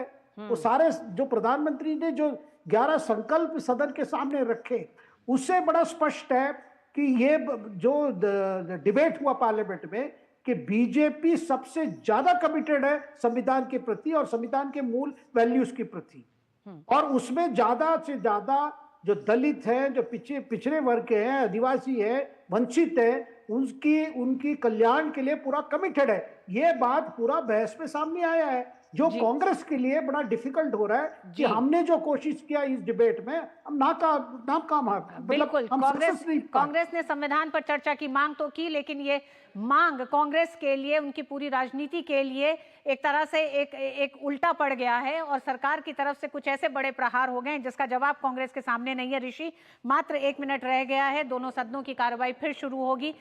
सदन की कार्रवाई बाधित हुई विपक्ष के इस हंगामे पे कि बाबा साहब अम्बेडकर का सरकार ने अपमान किया है, लेकिन प्रधानमंत्री के सख्त लहजे में पलटवार के बाद और जिस तरह का जवाब प्रधानमंत्री ने दिया है, क्या लगता है संसद की कार्रवाई और उसी के साथ साथ तमाम मंत्रियों और सत्ता पक्ष का एक तरह से जवाब देने का बल और ज्यादा अब बढ़ जाएगा प्रधानमंत्री ने जिन शब्दों के साथ पलटवार किया है? बिल्कुल, देखिए ये जिस तरीके से प्रधानमंत्री ने अपने दोनों संदेशों के माध्यम से अपनी न सिर्फ पार्टी, अपने न सिर्फ मंत्रियों, ऋषि आप अपना जवाब दें उससे पहले एक बार प्रधानमंत्री ने जो ट्वीट किया है वो दर्शकों को बता दें। ऋषि, आपके जवाब से पहले प्रधानमंत्री नरेंद्र मोदी ने बाबा साहेब भीमराव अंबेडकर को लेकर कांग्रेस पर बड़ा हमला किया है। पीएम ने सोशल मीडिया पर कहा कि हमारी सरकार ने पंचतीर्थ डॉक्टर अंबेडकर से जुड़े 5 प्रतिष्ठित स्थानों को विकसित करने के लिए काम किया है। कई दशकों से चैत्य भूमि के लिए जमीन का मुद्दा लंबित था। हमारी सरकार ने न केवल इस मुद्दे को सुलझाया, बल्कि मैं वहां प्रार्थना करने भी गया हूं। हम जो भी हैं वह डॉक्टर बाबा साहब अम्बेडकर की वजह से ही हैं। हमारी सरकार ने पिछले 1 दशक में डॉक्टर बाबा साहब अम्बेडकर के सपने को पूरा करने के लिए अथक काम किया है। कोई भी हो, 25 करोड़ लोगों को गरीबी से निकालना हो, SC/ST एक्ट को मजबूत करना हो, हमारी सरकार ने हर क्षेत्र में काम किया है। अगर कांग्रेस और उसका सड़ा हुआ तंत्र ये सोचता है कि उनके दुर्भावनापूर्ण झूठ, उनके कई वर्षों के कुकृत्यों, खासकर डॉक्टर अंबेडकर के प्रति उनके अपमान को छिपा सकते हैं, तो वे बहुत बड़ी गलतफहमी में हैं। भारत के लोगों ने बार बार देखा है कि कैसे एक वंश के नेतृत्व वाली एक पार्टी ने डॉक्टर अंबेडकर की विरासत को मिटाने और SC/ST समुदायों को अपमानित करने के लिए हर संभव गंदी चाल चली है। लोकसभा में बीजेपी के मुख्य सचेतक संजय जायसवाल ने गृह मंत्री के बयान को तोड़ मरोड़ कर पेश किए जाने पर कांग्रेस को आड़े हाथों लिया है। डॉक्टर संजय जायसवाल ने कहा है कि कांग्रेस ने हमेशा बाबा साहब का अपमान किया है, बीजेपी ने उन्हें वास्तविक सम्मान दिया है। इस मसले पर डीडी न्यूज के संवाददाता राजेश राज ने डॉक्टर संजय जायसवाल से संसद भवन परिसर में खास बातचीत की। संसद में गृह मंत्री के बयान के बाद विपक्ष हाय तौबा मचा रहा है, हंगामा कर रहा है। हमारे साथ लोकसभा में भारतीय जनता पार्टी के मुख्य सचेतक और बीजेपी के कद्दावर नेता संजय जायसवाल हैं। जायसवाल साहब, कैसे देखते हैं विपक्ष जिस तरीके से अमित जी के एक बयान को लेकर हंगामा खड़ा कर रहा है, कैसे देखते हैं? गृह मंत्री जी ने सभी शब्दों का प्रयोग बहुत ही अच्छे से किया था। एक वाक्य को लेकर के अलग से उस वाक्य को रखना और अलग से इस बात पर कहना, ये विपक्षी दल की कुत्सित मानसिकता है। सबसे बड़ी बात तो यह लगी कि जिस कांग्रेस पार्टी ने बाबा साहब को संविधान रचना के बाद कभी भी लोकसभा में आने नहीं दिया, वह कम से कम उनकी तस्वीरें लेके आए हैं। लेकिन कांग्रेस पार्टी ही थी जो संविधान बनने के पश्चात बाबा साहब को हर चुनाव में हराने का काम किया। कांग्रेस केवल गलत ढंग से भजाना जानती है, पर कांग्रेस बाबा साहब का कोई प्रतिष्ठा रखना नहीं चाहती। मल्लिकार्जुन खड़गे ने अभी मीडिया से बातचीत की, उन्होंने इस्तीफे की मांग की है और उन्होंने कहा कि जिस तरीके से वंचित वर्ग के लिए भारतीय जनता पार्टी के मन में जो रहता है वो बातें सामने आ गई हैं। भारतीय जनता पार्टी सदैव से समाज के सबसे वंचित तबके का, पीड़ितों के, शोषितों के साथ रही है और जितनी योजनाएं अनुसूचित जाति के लिए, जनजाति के लिए, पिछड़ों के लिए माननीय प्रधानमंत्री नरेंद्र भाई मोदी जी ने दिया है, उतना कभी इस देश का इतिहास नहीं था। आज हम प्रत्येक वर्ष जितनी सब्सिडी गरीबों को दे रहे हैं, मनमोहन सिंह के ज़माने में उतनी राशि का पूरा बजट होता था। चलिए, बहुत शुक्रिया। संजय जायसवाल जो मुख्य सचेतक हैं भारतीय जनता पार्टी के लोकसभा में, उनका साफ तौर पर कहना है कि कांग्रेस सिर्फ बाबा साहब का नाम भुनाना जानती है, असली सम्मान भारतीय जनता पार्टी ने दिया है और गृह मंत्री के बयान को बेवजह कांग्रेस तुल दे रही है। कैमरामैन नवीन के साथ संसद भवन से मैं राजेश राज, डीडी न्यूज़ के लिए। हमारे साथ शेखर अय्यर साहब भी जुड़े हुए हैं, वरिष्ठ पत्रकार। शेखर साहब, हम लगातार देख रहे हैं कि किस तरह से संसद के भीतर भी विपक्ष के इस पूरे हंगामे को लेकर लगातार प्रतिक्रियाएं हैं। वो प्रतिक्रिया भी हम आपके सामने रखेंगे, आप हमारे साथ बने रहिएगा। वक्त एक छोटे से ब्रेक का है, ब्रेक के बाद एक बार फिर इसी मसले पर लौटेंगे। बढ़िया है, क्यों है? प्राकृतिक हल्दी, मिर्ची, धनिया नहीं, मिर्ची, धनिया, हल्दी, MDH। This is no ordinary sky. This is where legends are born. Space transition. In the vast expanse above, the Indian Air Force reigns.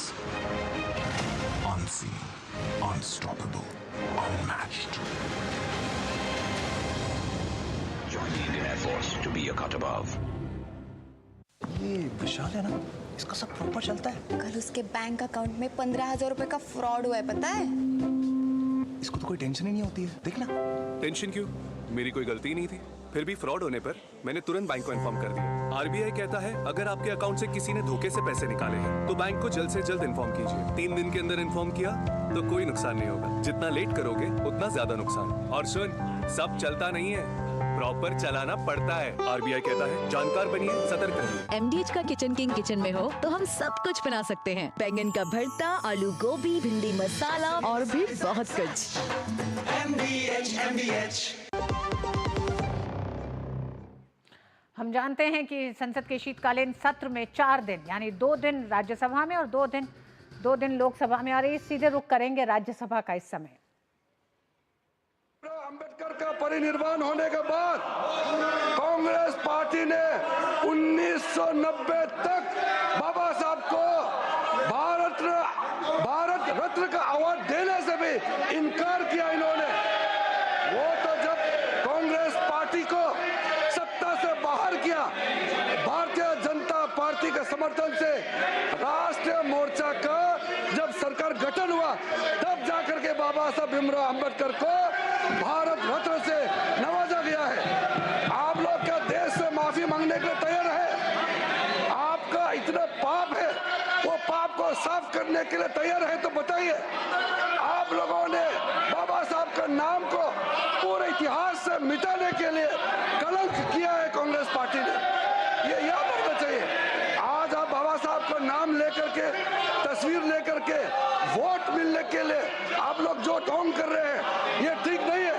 संविधान की रचना करने के बाद बाबा साहब ने पंडित नेहरू से कहा था 1950 में भी, 51 में भी, कि कानून मंत्री के अलावा कोई अच्छा एक पोर्टफोलियो जो इकोनॉमिक मिनिस्ट्री से रिलेटेड एक पोर्टफोलियो देने के लिए रिक्वेस्ट किया था। आप लोगों ने माना नहीं है, और कई और बाबा साहब ने जो अनुरोध किया नहीं माना। बाबा साहब बहुत दुख होकर के पंडित नेहरू का कैबिनेट से इस्तीफा देना पड़ा। क्या आप लोग को ये अभी तो खलता नहीं है क्या? आप लोगों ने बाबा साहब का कोई निशाना को, बाबा साहब का घर को, बाबा साहब का जन्मभूमि को, बाबा साहब का तीर्थ भूमि जितना भी है, आप लोगों ने कभी भी याद नहीं किया। वो तो हमारे आदरणीय प्रधानमंत्री नरेंद्र मोदी जी है, जिन्होंने संविधान दिवस मनाने का प्रथा शुरू किया है। और जो 5 तीर्थ स्थल है, शिक्षा भूमि, दीक्षा भूमि, जन्म भूमि, चैत्य भूमि, ये सारा विकसित करने का काम भी हमारा आदरणीय प्रधानमंत्री मोदी जी ने शुरू किया है।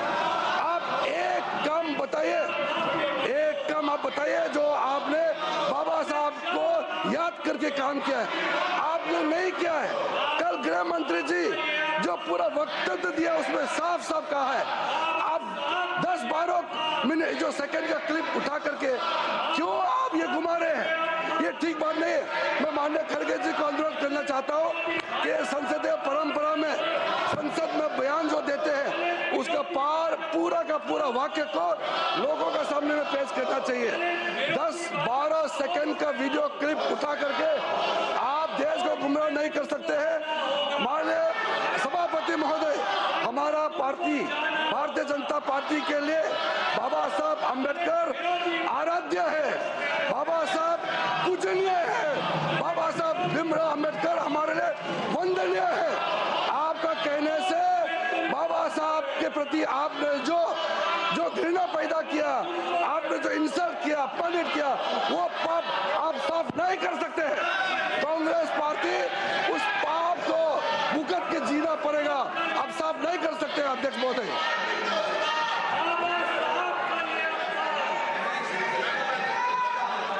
Shri Pramod Tiwari, your point of order. LOP मेरी जगह बोल। तो आप देख रहे थे केंद्रीय मंत्री किरण रिजिजू ने एक बार फिर आइए आपको ले चलते हैं एक बड़ी खबर पर जो सीधे संसद से ही आ रही है। कांग्रेस पर जमकर बरसे केंद्रीय मंत्री किरण रिजिजू। किरण रिजिजू ने कांग्रेस लगातार जिस तरह का बात कह रही है उस पर किरण रिजिजू ने कहा कि बाबा साहब के नाम को लेकर राजनीति कर रही है कांग्रेस। बाबा साहेब के साथ कांग्रेस ने अन्याय किया है। कांग्रेस अपने पाप को आज धो नहीं सकती है। जिस तरह का अपमान बाबा साहब अम्बेडकर के साथ किया, कांग्रेस पर जमकर बरसे केंद्रीय मंत्री किरण रिजिजू। 2 बजे तक के लिए राज्यसभा स्थगित थी।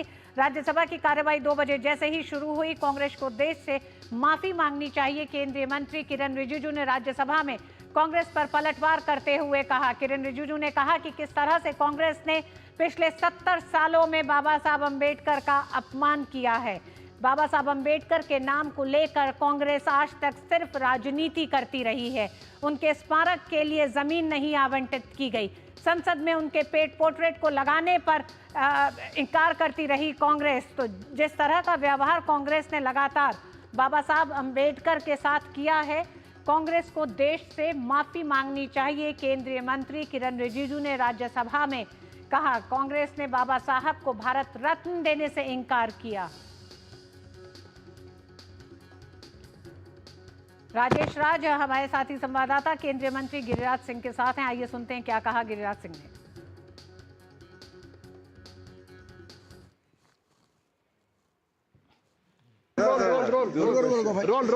केंद्रीय मंत्री गिरिराज सिंह हमारे साथ हैं बातचीत के लिए।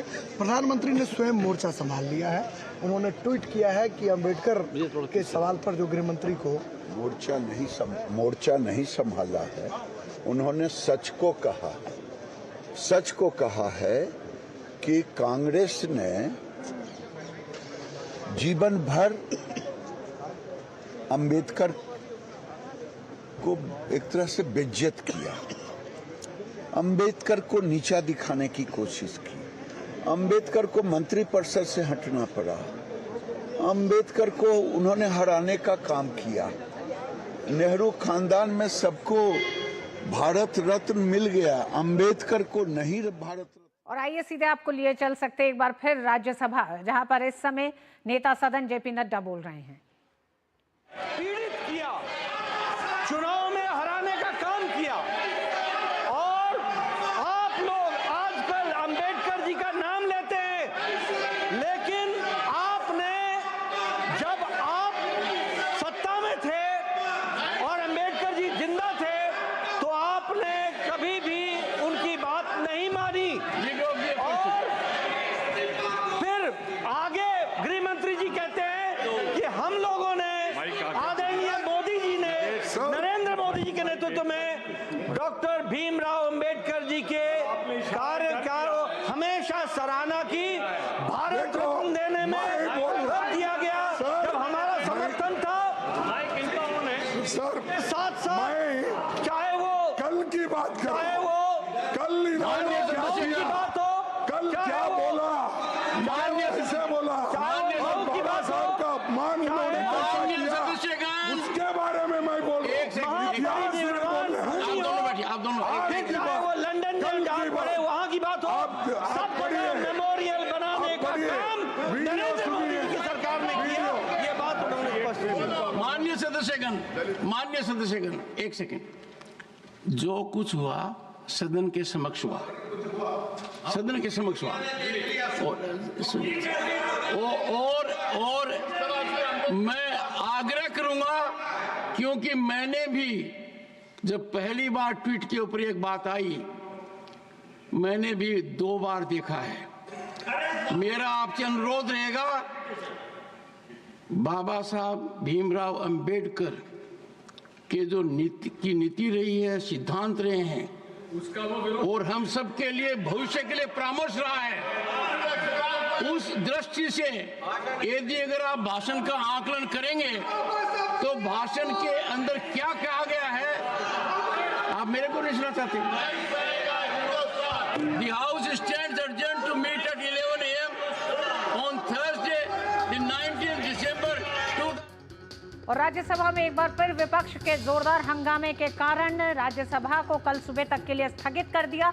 लेकिन स्थगित करने से पहले बहुत साफ राज्यसभा के सभापति जगदीप धनखड़ ने कहा कि जिस तरह से कांग्रेस लगातार अमित शाह के उस पूरे बयान को लेकर राजनीति या फिर हमला कर रही है, उस बयान को उन्होंने स्वयं 2 बार सुना जब विपक्ष ने उस पर सवाल उठाया, और उन्होंने कहा कि उस बयान में ऐसा कुछ नहीं है। वो अपनी बात को पूरा भी नहीं कर पाए और कांग्रेस जिस तरह से विपक्ष हंगामा कर रही थी, सदन को स्थगित कर दिया गया है। कार्यवाही स्थगित की गई है कल सुबह 11 बजे तक के लिए।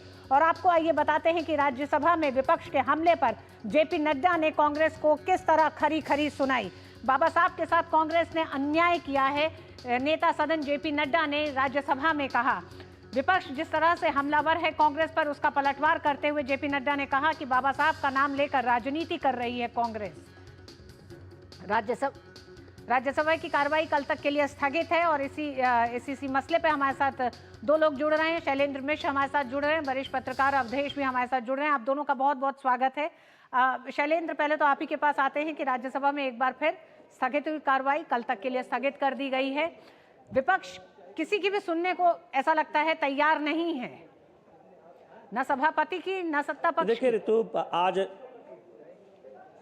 ऋतु, आज लोकसभा की कार्रवाई भी 2 बजे जैसे शुरू हुई, हंगामा शुरू हुआ और फिर दिन भर तक के लिए स्थगित हुई, और राज्यसभा भी 2 बजे हमने देखा कि हंगामे के बीच स्थगित करनी पड़ी दिन भर के लिए। विपक्ष को शायद ये लगता है कि उसे एक मौका मिला है सत्ता पक्ष को घेरने का, लेकिन हमने देखा कि सिलसिलेवार तरीके से ये तथ्य सामने, सत्ता पक्ष के तमाम ऐसे बाबा साहब के अपमान करने का काम कांग्रेस पार्टी ने अभी आरोप लगाया कांग्रेस पार्टी के पर।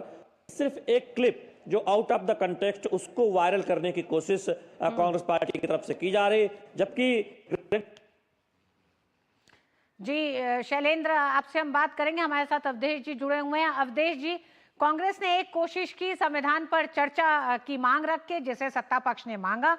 जब संविधान पर चर्चा हुई तो कांग्रेस ने उन तमाम एक तरह से घटनाओं का विवरण दिया और सबूतों के आंकड़ों के साथ रखा कि किस तरह से कांग्रेस ने बाबा साहब भीमराव अंबेडकर, जो संविधान के निर्माता हैं, उनका अपमान किया है। क्या ये पूरा मसला कांग्रेस को उल्टा पड़ा और आज एक बार फिर जिस तरह से सदन में हंगामा विपक्ष कर रही है, ये कितना महंगा पड़ सकता है कांग्रेस को, या फिर सत्ता पक्ष पर भारी पड़ रहा है कांग्रेस का हमला? देखिए, तो अगर कांग्रेस ने अंबेडकर साहब का सम्मान किया होता तो अंबेडकर जी के नाम पर देश में अलग अलग पार्टियां खड़ी नहीं होती, दलितों का भी उनके विरुद्ध विद्रोह नहीं होता। आप देखिए, उनके केंद्र महाराष्ट्र में ही जो जितने बौद्ध बड़ी संख्या में है, अलग अलग पार्टियां बनी है। ये अलग बात है कि वो उस प्रकार से चुनाव में परफॉर्म नहीं करते हैं, लेकिन पूरे देश में यह वातावरण रहा है। दूसरा, अगर कांग्रेस ने सम्मान किया होता तो उनको विधि मंत्री के पद से त्याग पत्र क्यों देना पड़ता?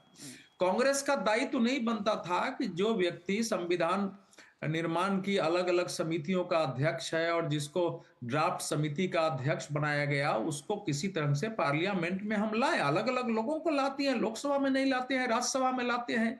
बल्कि कांग्रेस ने उनको जब भी चुनाव लड़े हैं दोनों बार, कांग्रेस ने अपना उम्मीदवार खड़ा किया, वो पराजित हुए, उनके विरुद्ध प्रचार करने नेहरू जी गए थे। कांग्रेस में नेहरू जी की नीति ये थी कि हम ऐसे किसी दलित, उस समय हरिजन कहा जाता था, को प्रोजेक्ट करना है जो अंबेडकर को काट करे, जो अंबेडकर की काट करे, उनके विचारों के विरुद्ध खड़ा हो। इसलिए कांग्रेस में आप देखेंगे जगजीवन बाबू से लेकर अनेक नेताओं को नेहरू जी के समय से ही आगे बढ़ाया गया कि ये अंबेडकर की काट करे। तो कांग्रेस की वही नीति रही है। दूसरी बात कि नरेंद्र मोदी सरकार के आने के पहले ये दिल्ली में, आप भी जानती हैं, जो लोग दिल्ली में हैं वो जानते हैं, जो अंबेडकर इंटरनेशनल सेंटर है आज, जो किस दुर्दशा में थी। क्या कभी किसी ने कल्पना की थी कि राजधानी दिल्ली में इतना बड़ा इंटरनेशनल सेंटर अंबेडकर जी के नाम पर बनेगा? क्योंकि आज का तो वो सेंटर है नहीं, पिछले 50 वर्षों से ज्यादा से काम कर रहा था। कभी उसको किसी ने सोचने की कोशिश नहीं की, वहां ठीक से स्टाफ नहीं रखे गए। मुंबई में, लंदन में, मऊ में जो भी उनके स्थान थे, 5 स्थान, कभी उनको विकसित करने की कांग्रेस ने कोशिश नहीं की। कहीं भी आप देख सकते हैं, वो लंदन की जमीन प्रधानमंत्री नरेंद्र मोदी ने खरीदी है, मऊ में तीर्थ स्थल बनाया है, मुंबई के खरीदी है। वो 5 जगहों को फिर से विकसित करके उसमें पैसे लगा के उनके नाम पर 5 जगह बड़े आयोजन होते हैं, स्वयं प्रधानमंत्री मऊ जाया करते हैं। तो इसीलिए अभी जो कांग्रेस, इस समय कांग्रेस की परिस्थिति ये रही है कि चूंकि सारे दलित मत उससे कट चुके थे, तो पहले उसने मुसलमान को साधा, उसके बाद दलितों को साधने के लिए नाम लेते हैं। लेकिन सच यही है कि कांग्रेस लंबे समय तक वर्चस्व में थी। केवल अंबेडकर नहीं, अंबेडकर जी के विचार के मानने वाले किसी व्यक्ति को कांग्रेस ने कभी राज्यसभा, लोकसभा में लाने की या उनको महत्व देने, उनको विशेष तौर पर मंत्रिमंडल में शामिल करने या राष्ट्रपति, उपराष्ट्रपति बनाने के लिए कोई कोशिश भी नहीं की। तो बात छोड़िए, तो जाहिर है जो गृह मंत्री अमित शाह जी ने बोला था उसमें उन्होंने एक पंक्ति को उड़ाया जा रहा है, उसके बाद भी यही सब बातें उन्होंने की थी और उसको प्रधानमंत्री ने ट्वीट किया है। तो अच्छा है कि अंबेडकर जी को लेकर एक बार इस पर ठीक से देश में बहस फिर से हो जाए। वैसे जब से नरेंद्र मोदी आए हैं तब से हुई है। अंबेडकर जी को आप जानते ही हैं कि भारत रत्न तो कांग्रेस की सरकार ने दिया भी नहीं। तो इसलिए ये कांग्रेस के लिए उल्टा दाव पड़ गया है और पड़ेगा भी। भारतीय जनता पार्टी इस मुद्दे को उठाएगी और मुझे लगता है कि इस समय जो लोग सो कॉल्ड सेकुलरिज्म की बात करते हैं वो भी तरह अपना अगर चश्मा उतार दें और अंबेडकर जी का नाम लेते हैं तो सच्चाई को बोलें, तब देश में थोड़ी राजनीति ठीक दिशा में जाएगी। ये दिलचस्प आपने कहा कि सेकुलरिज्म को लेकर भी जिन लोगों ने अपना चश्मा लगाया और उतार दे, और अगर अंबेडकर को लेकर चर्चा करें उस पर भी करेंगे हम अवधेश जी आपसे। लेकिन शैलेंद्र हमारे साथ जुड़े हैं। शैलेंद्र, 2 बजे से कार्यवाही शुरू होनी थी राज्यसभा की, एक बार फिर स्थगित हो गई। सभापति को भी नहीं सुनना चाहता विपक्ष, सरकार को भी नहीं सुनना चाहता विपक्ष, तथ्यों के साथ छेड़छाड़ की बात कर रहा है। आखिर विपक्ष चाहता क्या है? विपक्ष का ये पूरा अंदाज हंगामा करने का क्या बता रहा है? देखिए, संविधान पर 2 दिनों तक लोकसभा और राज्यसभा में चर्चा हुई। सत्ता पक्ष का यह कहना है कि उसमें तमाम बिंदु एक तरह से रेखांकित हुए कि अंबेडकर के साथ किसने क्या बर्ताव किया या फिर बाबा साहब भीमराव अंबेडकर के आदर्शों पर कौन सी पार्टी चली है। तो अब कांग्रेस पार्टी के पास शायद ऐसा लगा कि जनता सब कुछ जान चुकी है, इसलिए एक ऐसे मुद्दे को जबरदस्ती मुद्दा बनाकर एक आउट ऑफ द कंटेक्स्ट को एक छोटा सा वीडियो वो निकालकर उसे वायरल करने की कोशिश करके ये मुद्दा बनाने की कोशिश की जा रही है। देखिए इसमें शैलेंद्र, 2 बजे जब कार्रवाई शुरू हुई तो कुछ ही मिनट कार्रवाई चल पाई है, लेकिन उतनी देर में भी जिस तरह से केंद्रीय मंत्री किरण रिजिजू ने और नेता सदन जेपी नड्डा ने कांग्रेस को एक बार फिर उन तमाम एक तरह से घटनाओं का याद दिलाया और बताया सिलसिलेवार तरीके से, खरी खरी सुनाते हुए कि किस तरह से बाबा साहब का अपमान किया है कांग्रेस ने, तो सरकार अपने पक्ष पर, अपने उन तमाम तथ्यों पर अभी भी डटी हुई है कांग्रेस को आईना दिखाने के लिए। ये देखिए, न केवल डटी हुई है बल्कि अब उन तथ्यों को और जोर शोर से सामने रख रही है कि बाबा साहब अंबेडकर के साथ क्या कुछ किया था कांग्रेस पार्टी ने, पंडित जवाहरलाल नेहरू ने। 2 बार उन्हें वो जीत ना पाए चुनाव, इसकी पूरी कोशिश की गई और उनको हरवाने का काम किया गया। कानून मंत्री वो थे ऐसी परिस्थितियां बनाई गई कि उन्हें त्यागपत्र देना पड़ा। बाबा साहब अम्बेडकर को भारत रत्न तब तक नहीं मिला जब तक गैर कांग्रेसी सरकार नहीं आई बीजेपी के समर्थन से। बाबा साहब अम्बेडकर की तस्वीर बहुत देर में संसद में लगी। तो ये सारी बातें बताकर अब बीजेपी कह रही है कि कांग्रेस से बताए कि बाबा साहब के आदर्शों पर वो क्यों नहीं चली। और एक जो हमने कल देखा था गृहमंत्री अमित शाह के बयान में जो कहा गया था कि धार्मिक आधार पर आरक्षण, धार्मिक आधार पर जो प्रधानमंत्री ने एक्सपोस्ट पर जब कहा कि किस तरह की घृणित राजनीति, सड़ा हुआ कांग्रेस का इकोसिस्टम जो लगातार बाबा साहब अम्बेडकर को लेकर जिस तरह की बातों को फैलाने की कोशिश कर रहा है, जो अपमान लगा रहा है, अपमान गढ़ रहा है सरकार पर, और जो किया बाबा साहब अम्बेडकर के साथ, अपने उन कृत्यों को छुपा नहीं सकता कांग्रेस। इस ट्वीट के बाद 2 बजे जब सदन की कार्रवाई शुरू हुई तो उसी अंदाज में केंद्रीय मंत्री किरण रिजिजू और नेता सदन जेपी नड्डा भी दिखाई दिए, उसी हमलावर अंदाज में सत्ता पक्ष पर। अवधेश जी हमारे साथ जुड़े हुए हैं। अवधेश जी, इस पे चर्चा लंबी होगी लेकिन वक्त अभी कम है, फिर भी मैं चाहूंगी, आज संविधान पर चर्चा हुई, बाबा साहब अम्बेडकर के साथ देश में सबसे ज्यादा लंबे समय तक सत्ता पर रहने वाली कांग्रेस ने जिस तरह से उनके साथ दुर्व्यवहार किया, राजनीतिक छुआछूत उनके साथ बरकरार रखा, उसको लेकर सत्ता पक्ष हमलावर है। साथ ही साथ क्या आपको लगता है, जब आप धर्मनिरपेक्षता की बात करते हैं, सेकुलरिज्म की बात कर रहे हैं बाबा साहब अम्बेडकर को लेकर, तो अब बात निकली है तो दूर तलक जाएगी। अब बात होगी कि अम्बेडकर ने सेकुलरिज्म को लेकर और देश के बंटवारे के बाद क्या टिप्पणियां की हैं, क्या उनका सोच थी, उस सोच को भी कांग्रेस ने देश की जनता से लंबे समय तक छिपाया।